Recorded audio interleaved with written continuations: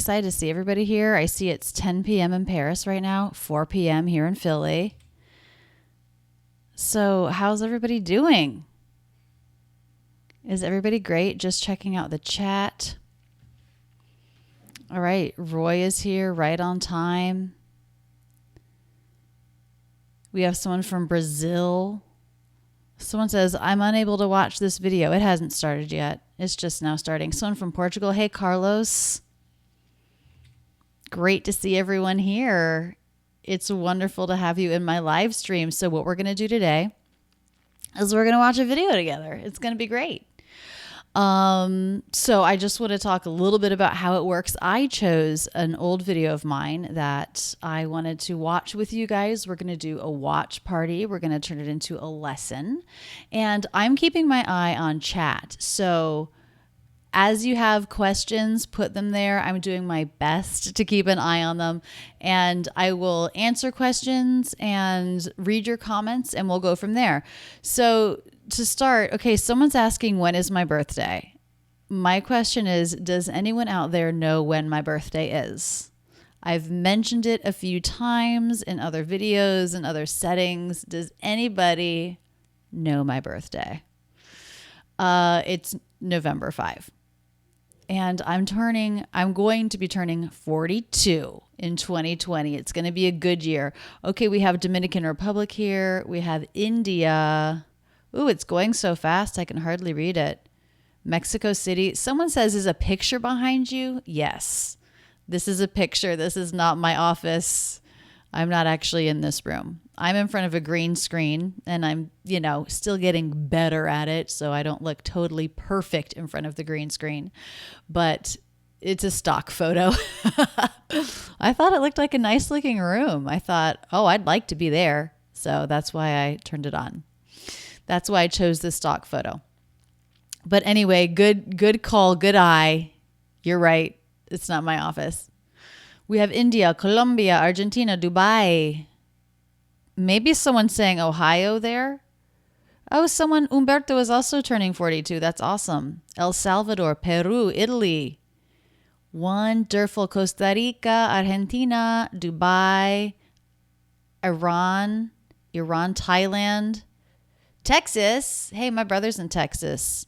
So great to see you guys. Okay, so let's get started. We're going to watch the video, and I'm going to pause it as we go and ask you questions, and you ask me questions, and we're just going to have a nice conversation English lesson together.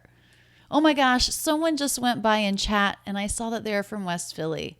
It's like 5 miles from where I live. I was in West Philly before I moved over here to Fishtown. Okay, but let's get started. We're going to watch the video together. I'm going to take myself here, and I'm going to shrink myself down so that I don't block the video. It's sort of a cool feature. It's 6:37 in the morning. Wait a second.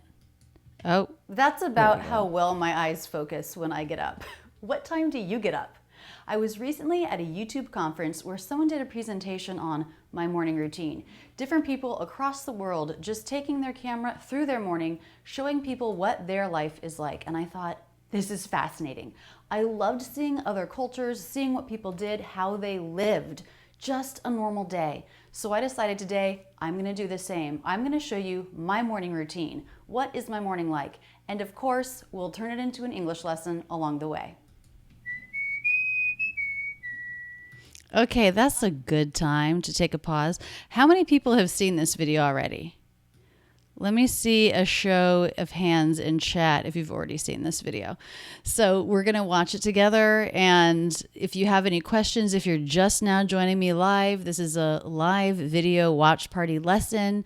We're checking out a lesson from the archives and watching it together. And I got inspired to do this when I was at a YouTube get together, and it's called Creator Summit. And there was a guy there who works for YouTube who was giving a presentation on different trends on YouTube. And my morning routine is a big trend that I guess people show, things like getting ready for school or my makeup routine or something. But then there were also just people showing what their life is like in the morning. How do they start their day? And I thought that it was so neat to see how people around the world spent the first hour of their day.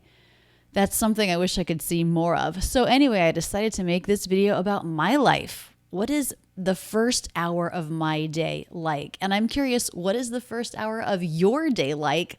Let me know in the comments. I will be checking them out. All right, but let's go ahead and we're going to keep watching the lesson. Let me know when you have questions. Just throw them there in the chat. I have a baby. What do you think the first thing I do every morning is? The first thing is always nurse Sawyer. He's a little too distracted by the camera to nurse right now. Nurse. This word has several different meanings. You can nurse a baby, you can nurse a sick person, you can nurse a cold, you can even nurse a beer. We'll go over all of these meanings. First, I want to say the verb breastfeed can be used interchangeably with this term, and it doesn't mean anything else, so that can be another option. The first thing I do... Okay, we're going to stop here. I'm going to ask you guys, what is it like culturally where you live? What is the deal with breastfeeding? Is it something that people do? Do women do it openly? Is it kind of not okay to do it? In the US, it's not very common. It's something you're just now starting to see happening a little bit more. When I was born 42 years ago, almost 41 and a half years ago, it was not the cultural norm at all. So it would be very uncommon. No women, it was not even suggested really that they do it in hospitals and this kind of thing. Now, you know, when you go to your prenatal exams, they might ask you about it. There are like classes you can take. So more and more people are starting to do it, but it's still something that I always felt a little uncomfortable with doing in public. And I think other people feel uncomfortable about it. They kind of look away. So what is it like? So someone says it's not okay here. Where do you live? It's normal in Bulgaria? Wow. That's awesome. I would just, they do it openly in Brazil. That's great. I feel like I still can't say American women do it openly. We do it, we do it in public because we have to, if that's what we've chosen to do. But I think a lot of us still feel a little bit bashful about it. And, it wasn't until recently that states had laws protecting the right to do it. I definitely know moms who have been breastfeeding somewhere like in a cafe, and they've had people come up and say, you can't do that here. You have to go somewhere else. That's bothering people around you and this kind of thing. So now there are laws so that it's clear that, yes, moms are allowed to do that. But, not everyone knows that it's the law. And I think there are a few states that maybe do not have laws about it yet. So slowly the culture is evolving around this. And I think over time it will be more and more accepted as more and more women are choosing to do it because of the data. But yeah, I was really interested in what is the vibe like around that in public in other countries. So someone says in Ecuador, it's a natural to do it in public. Common in Mexico. Very interesting. Thank you, guys. Thank you for answering my question. All right, let's go back.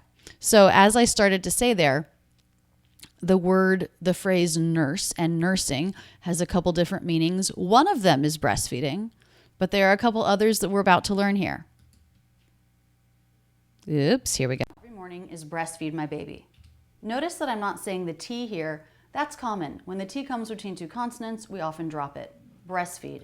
Straight from the S sound into the F sound. Breastfeed. Now let's talk about all those different meanings. If we use this word as a noun, it's somebody who's been trained as a nurse. To care for the sick, it's an occupation. My aunt is a surgical nurse. As a verb, like I used it, it can mean to breastfeed, to feed a baby. It can also be used to describe caring for someone who's sick. She nursed him back to health. It can be used to describe taking care of an ailment. I've been nursing a cold for 2 weeks. That means I'm taking throat lozenges for it, drinking lots of tea, trying to get better. We also use it to talk about a drink, usually an alcoholic one, that we're drinking very slowly. Just taking a sip.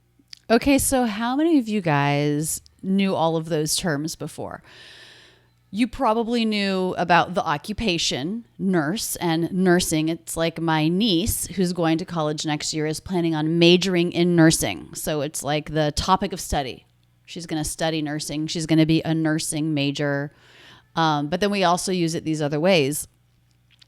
Like, for example, we would use it to nurse somebody. I'm nursing him back to health. I'm making him chicken soup. I'm just making sure that he's healthy and comfortable. I'm making sure he gets all his medications. I'm nursing him back to health.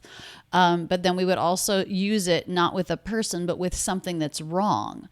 So, for example, if I had a cold, I could say, oh man, I'm nursing my cold with hot tea every morning, lots of honey, trying to take naps. And then we also use it for a drink, usually an alcoholic drink, something that you're drinking very slowly. And I use as an example, someone could say, hey, Rachel, can I get you another beer?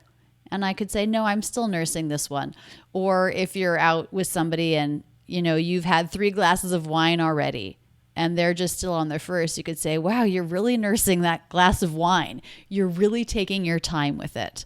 So I don't know how nursing came to be used in that way with a beverage, taking your time, drinking really slowly, but it is one of the meanings. Okay, let's go back and see what else, we can learn. It's sort of weird when I'm live streaming and I'm also trying to control everything. Oh, shrink myself down, switch to the other shot. It's hard. Okay, here we go. Every once in a while. Rachel, can I get you a drink? No, thanks. I'm still nursing this beer. This is something new. This is different from our routine. Looking at a camera. One of the first things I try to do every day is make the bed, which I used to never do. But it's like one tiny thing I can do to create a little bit of organization in a life that is otherwise very chaotic right now. Okay, so how many of you make your bed? Show of hands. Let me know in the chat. Do you ever make your bed? I'm not great at it. It's not my favorite thing to do. So also back to what we were just talking about, someone says, what does ailment mean? An ailment is just another word for sickness.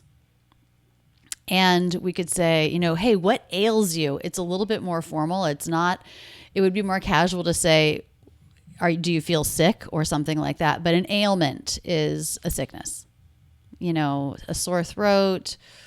He has a stomach ailment, maybe like he's not digesting things well, or he's just not feeling well in the tummy, in the intestines. Okay, most people, Paolo says almost never to making his bed. Pedro says his wife does it. Nice. So a lot of people are like sometimes, and some people are like yes, always. Oh man, I don't do it very often anymore. At that phase of my life, I guess I did it because I mentioned it, but no, it's not something I do very much. I wish I did. I like it when the room is nice and tidy and the bed is made, but I don't actually do it myself that much. Okay. We're going to keep on learning. Also, my gosh, Sawyer, he was so tiny, so cute back then. I just love looking at video of him when he was so small and cute. Chaotic, chaos. Here the CH makes a hard K sound. K. It's also common to make a CH sound like in chest, ch, or an SH sound like in Chicago, sh. CH makes a K in choir, echo, chemistry, anchor, stomach, orchestra, and many others. You can't tell how a CH should be pronounced just by looking at it. You have to know word by word. This is why spelling and pronunciation is so tricky in English. Then I head down. Okay, so that's frustrating, isn't it? That you can't always know how to pronounce something just by looking at it, and that we have all these different pronunciations for CH. I wanted to answer a question that came through in chat. Someone said, what does it mean to major in something when you're talking about studies? And just a quick hello to anyone who's joining us. We're live, and if you're like, what's going on? We're having a watch party where we're watching one of our old lessons. I'm keeping my eye on chat, and as questions and comments come up, we're stopping the video, we're talking, I'm answering your questions. So one of the questions was, we were talking about nursing, and I was saying the different ways that that word can be used. And one of them is it's a degree, it's a major, it's a field of study. So if someone asks, what does nursing mean, or what does major mean when you're talking about studies? So major is like a concentration. It's the main thing you study at school. So for example, I went to school and I studied lots of things: biology, chemistry, writing, English classes, all sorts of stuff. But my major was computer science and applied math. That was the main thing I studied when I got a degree. That was what my degree was in. You can major in English. You can major in music. You can major in theater, art, biology, chemistry. You can be a pre-med major, right? So that's how we use the word major. Then there's also the word minor, which means another thing that you've studied a lot, but it's like secondary to the major. So for example, I started out college, I was going to be a math major and a music minor. So I was still going to take a lot of music, and I was going to earn enough credits. I was going to take enough credits to earn a minor. But then I ended up making it a major too. So I ended up with 2 majors. But might be a common thing when you're talking to people who are in college in the US. What are you majoring in? And they may tell you, oh, and then I'm also doing an art minor. And that's what that means. It's like a chosen curriculum. Students get to choose what they take, but they have to take certain classes and they have to take a certain amount of classes in order to earn that minor. And, it might be something they do just for fun, or it might be something they do because they think it could help them get a job later, to say, oh, well, I minored in blah, blah, blah, or whatever. So major and minor. Someone says, is minor similar to undergraduate? No. Undergraduate is what we call college or university. Basically it's 4 years of study. And during those 4 years, you get a bachelor's degree and you major in something, and you might also minor in something. Okay, I hope that explains it a little bit more. Let's keep going with this lesson and see what we learn next. And I am keeping an eye on the chat, so keep it coming. I love all those heart emojis that Jacqueline is giving me. They're sparkly hearts, and I love it. All right, let's keep going. There's to have breakfast with Stoney and David. I don't feel like cereal, so I'm going to make an egg. Does anybody want an egg? I don't. No? Okay. I used the phrase feel like. You can use this interchangeably with want, except the form of the verb will change. I feel like going to bed. I want to go to bed. So with feel like, we follow it with the ing form of a verb, feel like going. With want, the next verb is in the infinitive, want to go, want to go. But the meaning of the 2 sentences is the same. This applies to the negative as well. I don't feel like having cereal. I don't want to have cereal. But when I said it, I followed it by a noun. I don't feel like cereal, so I'm going to make an egg. I don't feel like cereal. So nothing else changes. I don't feel like cereal. I don't want cereal. Okay, the next time you are talking about what you want and don't want, try to practice with both of those. Try to say, I feel like, or I don't feel like. I feel like going out to dinner tonight. I want to go out to dinner tonight.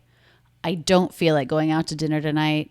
I want to cook at home tonight. Try using those and just get used to using both phrases. Because I think it's nice to have more than one way to say something, depending on how you want to express yourself. Okay, a couple questions coming in. Someone was talking about major, and they said, is that the same thing as a concentration? Yes, that's probably equivalent to what you might call a concentration where you live.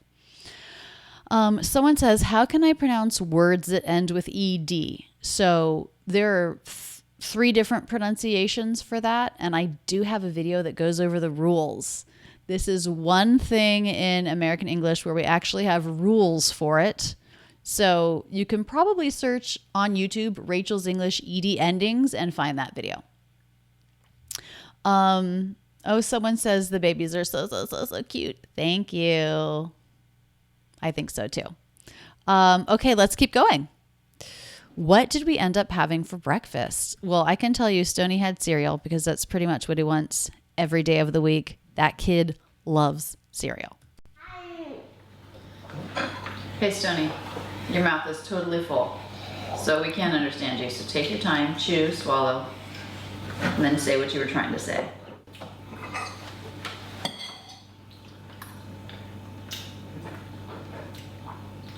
Good, Daddy. It's good. It's good, the toast. It's so cute. Good, Daddy.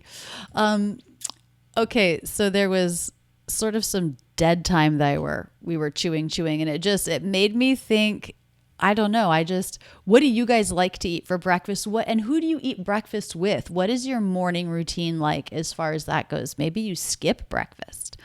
But like I said at the beginning of this video, I so wish that more people took a video of the first hour of their life and edit it into a little 5 or 8 minute thing, because I think it's fascinating. Really interesting way to see not just culturally what happens, but also what the family dynamic and relationships are like. And then, of course, you get to kind of see the food choices that people make in the morning, which varies so dramatically culture to culture. And I think that's also really interesting. Keeping an eye there on your comments coming in. Someone is wishing my family health. Thank you so much. Cassia says, I eat breakfast with my family. Wonderful. Lovely. What's the difference between from and of? Okay, that's a big old grammar lesson. And I'm sorry I don't have that prepared right now. Okay, someone does a smoothie, an omelet, and a peanut butter sandwich. That's a lot of food. You know, Saturday mornings in my house now, since we've been in quarantine, I've been making sourdough pancakes. I've gotten, pretty good at it. It's like 5 or 6 times now that I've done it. I've figured out exactly how I want to make the recipe. I have all my tools set up.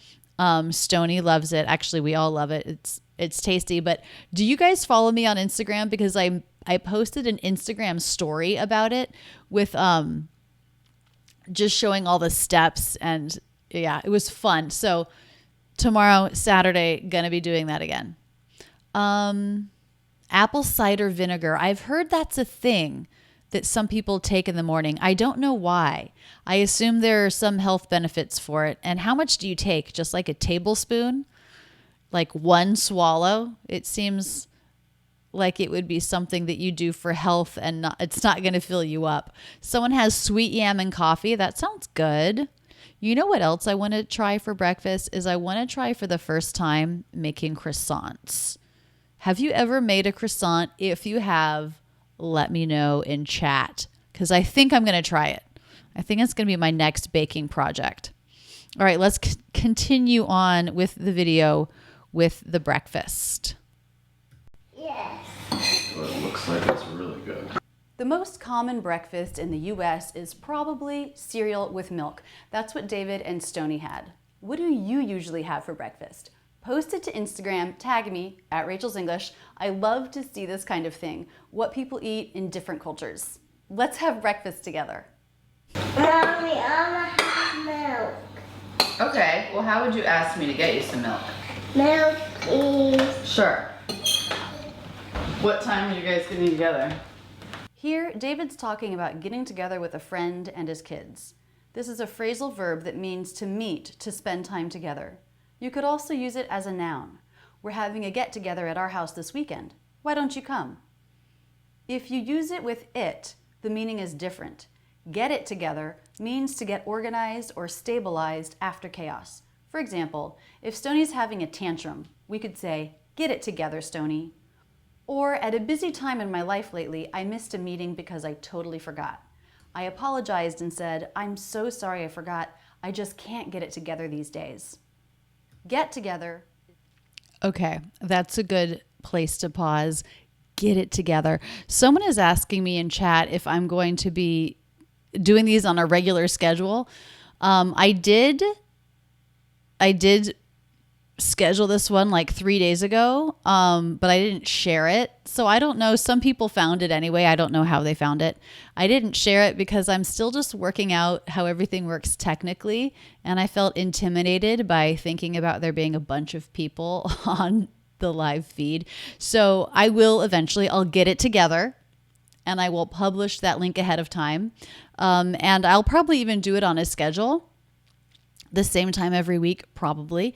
But I'll start sharing it more in the YouTube community tab. I'll share it to my mailing list. Be sure to sign up for my mailing list if you haven't already. It's the easiest way for me to get in touch with you guys.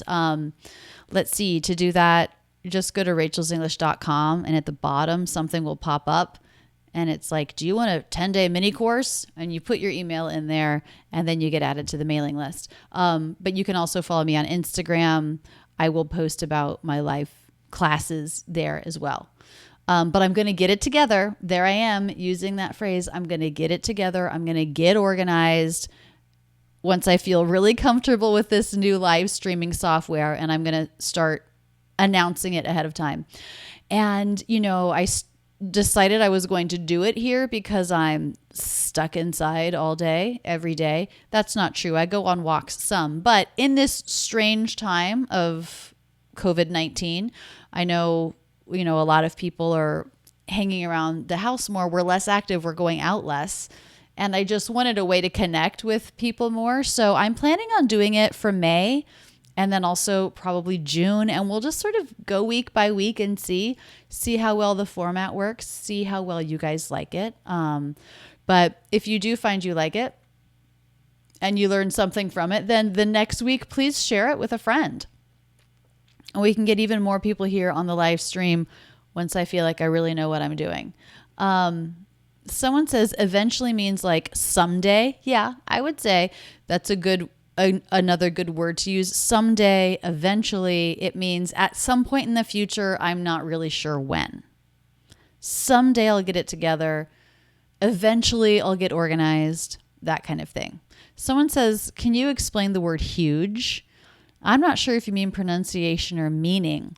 Huge, H consonant, U diphthong, huge, J consonant, and it means very, very big. All right, let's go back to our lesson. Go back to breakfast time. See what's going on there at the Philadelphia breakfast table. To meet. Get it together is to recover from a period of chaos. Mommy, where is the flashing part? Oh, I put it over there. Dear. The flashing part. Here Stoney is talking about a camera that had a blinking light. Did you notice that Stoney can't say there yet? Dear. He can't make a TH. I've worked with him on it several times and he just can't coordinate putting the tongue tip through the teeth. I know this is a huge challenge for my non-native students, so I just wanted you to know it takes time. Stoney's been speaking English for over 2 years now and he still doesn't have that sound. Dear. I'm interested to see when he picks it up. And breakfast just continues with random loud noises.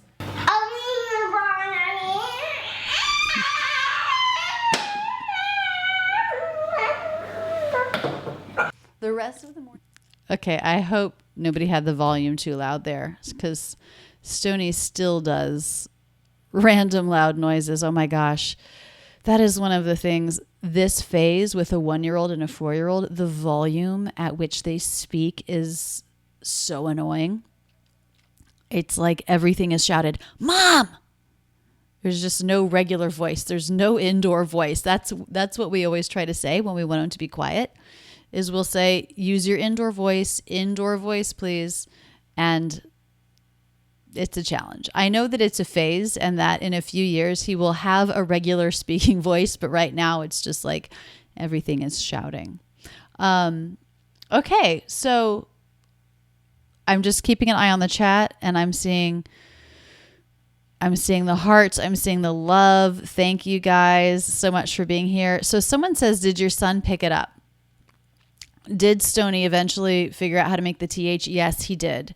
And it was probably when he was about 3 years old. And I know other parents who have a kid around that age and they've said that it took a surprisingly long amount of time for their kids to start making that sound. Now, Sawyer, who has so many words, it's funny. He's only 18 months old, 19 months now. He knows so many words, way more than your average kid his age, but he still doesn't have that many sounds. So we have to kind of figure them out. A lot of his words sound the same, but I know to him, they all have their own meaning. And if I look at the context, I can tell what he's talking about. But he is waiting for more sounds to become available to him. I'm really trying to teach him S and this kind of thing. I've noticed ending consonants are something that don't come along immediately. It's just beginning consonant and vowel is what they start at. He's now starting to put some ending consonants on, but it's interesting to watch how language skills evolve, what they start with, how they build, and that kind of thing. All right. Well, I'm going to keep an eye on chat, but I'm going to go ahead and start. Okay. Someone says, I love your hair. Thank you. It's getting really long. I would go get it cut, but all of the places to get it cut are currently closed. Probably reopen in June. I'm not sure. All right, let's keep going with the lesson. And continues with cleaning up the kids. Okay, so let's get you cleaned up. How was get you pronounced? Have you noticed that it's really common to hear a CH in this phrase? Let's get you cleaned up. When a word that ends in a T is followed by you or your, that T often turns into a CH. Chew, chew, get you. There's no rule about doing this or not. It's just a habit that happens and many Americans do it a lot of the time. If you don't do it, you can do a stop T. Get you, get you. Let's get you cleaned up. Any other flavors available today? Okay, there are so many good questions coming in chat. Hold on, let me make myself bigger. Okay, here we go. So someone was asking about, okay, what slang words do Americans use in their daily life? A lot of adults don't use very much slang. It kind of depends on the age of the people that you're hanging out with. But I do have a series I did over the summer a couple years ago, Summer of Slang. And I think it's about 30 different slang terms, and a lot of them are still used. So you can check that out. But I think also it's very important to study idioms. And, if you're coming to the US and you're going to be going to a university and you're going to be hanging out with a bunch of 18 to 22-year-olds, they're going to use all sorts of slang that I probably wouldn't even always understand. You have to just ask, what does that mean? And then when they explain it, if they use an idiom, say, I still don't get it. And just keep asking until, oh, you get it. Also, if you ever see a slang term used and you don't know what it means, you can ask that person, or if it's a video, put it in the comments, or you can put a comment in my video and I'll try to answer it for you. Someone says, can you speak more slowly, please? I will try. Thank you. That's a good reminder. It's hard for me to remember to do that. I have to admit, when I'm live and I'm thinking all these things and I'm just like trying to get it all out, I do speak too fast. And when I do a video, I can put closed captions on, subtitles, so that everyone can follow along. But of course, when I'm going live, I can't do that. Okay, someone says, what's the difference between boss and bus, lock and luck?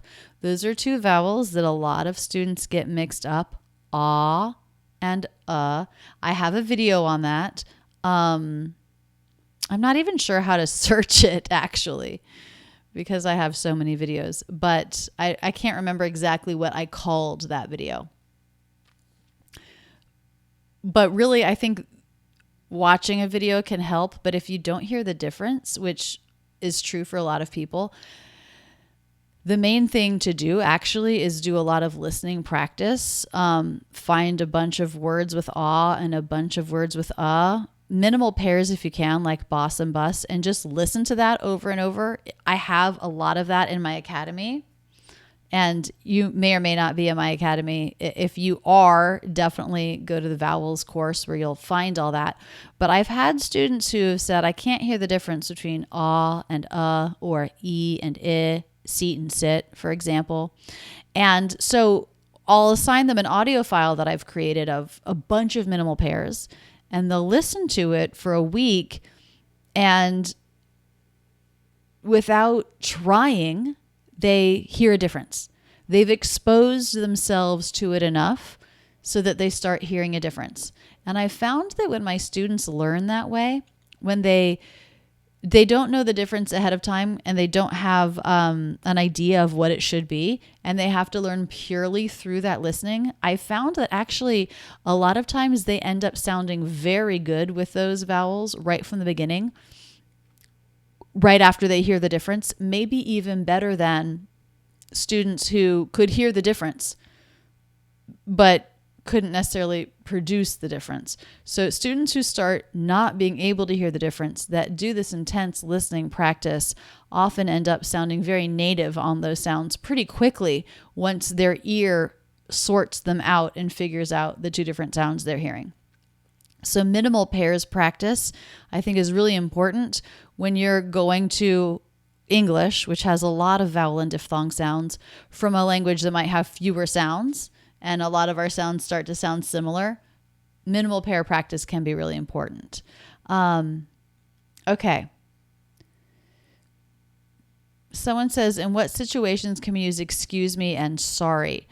So you would say excuse me if you bump into somebody or if you need to interrupt somebody. Excuse me, is anyone sitting here? Or that kind of thing. You could say sorry in both of those situations too, but then we also use sorry in other situations where we wouldn't use excuse me, like when you need to apologize when you've done something wrong. Sorry, in a way that you wouldn't use excuse me. Sorry. So excuse me for interrupting, for bumping. Actually, I have a really fun video on excuse me and the different ways we use it and the way we pronounce it, because we do a pretty big reduction there.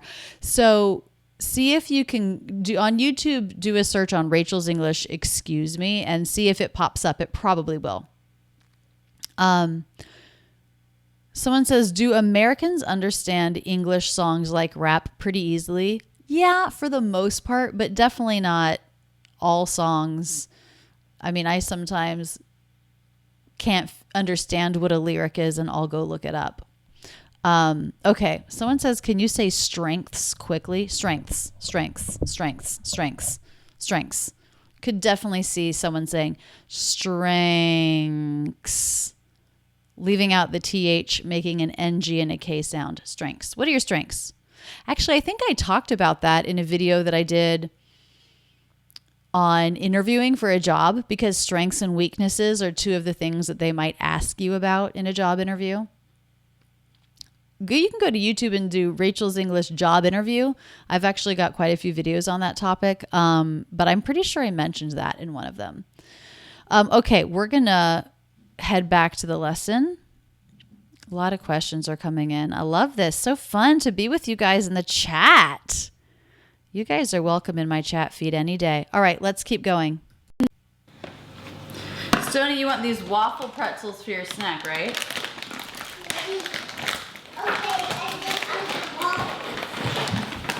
Do you want one right now? Special treat. Snack. We all need a good snack every once in a while. This is not a full meal, but a little bit of food that we eat between meals. Snack. At our house, we get up anywhere between 6 and 6:45. Stoney doesn't leave for school until after 9, so we have a lot of time to fill up. Sometimes we go out for a walk, but often we just play at home. Okay. Someone asked about, in the chat, it was a question about resonance. Is that the most important paralinguistic feature to get accurate American pronunciation? That's a great question. And on your calendar, mark, let me see, May 26th. May 26th is a Tuesday, and I have a video coming out that's all about placement and resonance and how your voice resonates in your body in a way that will either make you sound very American or make you sound not very American at all. And if your goal is to sound more American and more natural, then you'll definitely want to watch this, because when you address your placement and your resonance of your voice in your body, then every time you speak, it's affected. So check it out. I'm excited about it. I just finished editing it today. It's going to be good. It's a long one. It's like a 45-minute video. I go through all of these different ways of explaining it. And then we look at a bunch of videos that you guys sent. If you'll remember back in, I think it was November, at the end of 2019, I put out a video asking for you guys to record a dialogue for me. And then I was going to make videos for them, videos on YouTube using those as a way to teach. And both of those videos are coming out in May, and they're really fun. So part of that placement video is me working through the videos you guys submitted, imitating your placement, talking about what you can change and tweak to make your placement better. Actually, using the word tweak right now reminds me, I saw in chat a few minutes ago, someone said, what does tweak mean? Tweak means a small change, a minor change. And sometimes just a little tweak can make a big difference, right? For example, with the placement, as you'll see, a little tweak with how you use your voice or let it resonate can make a big difference in how you sound. So that's the word tweak. Wonderful. Advice and advise. Okay, that's a tough minimal pair. The difference is an ending S versus an ending Z. Advice, which is spelled with a CE, has the S sound, advice. But the verb advise, spelled with the letter S, that's the Z sound. The Z sound is weak, so it actually can even sound like the letter S. It's just a very weak form of it. But those two words sound pretty similar. Advise is a little bit less common. I think it might be stressed a little bit more. And also context. You'll always know from the context what word it is. Because are we using it as a verb or are we using it as a noun? Advice is the noun and advise is the verb. Okay, let's finish out this video. Then I'm going to come back to chat and answer a few more questions. And then I'm going to shut down the live feed because it is a Friday. We're getting close to 5 and I have to go help David with the kids. He is taking care of them right now. All right, let's keep going. I've already got it all ready for you. Did you hear the U reduction? Yeah. Yeah. I've already got it all ready for you. Hey, we're not skipping teeth. Stand up. Stoney. We're not skipping teeth. I'm sure many parents can relate to this. When you skip something, you don't do something that is part of a regular sequence. In this case, brushing teeth in the morning is definitely part of our morning routine. Stand up. Mercy. Mercy. This is an exclamation of exasperation, surprise, anger, or frustration. I was feeling all of those things. Luckily, he did decide to brush his teeth. And now we brush teeth. It's just part of getting ready for school.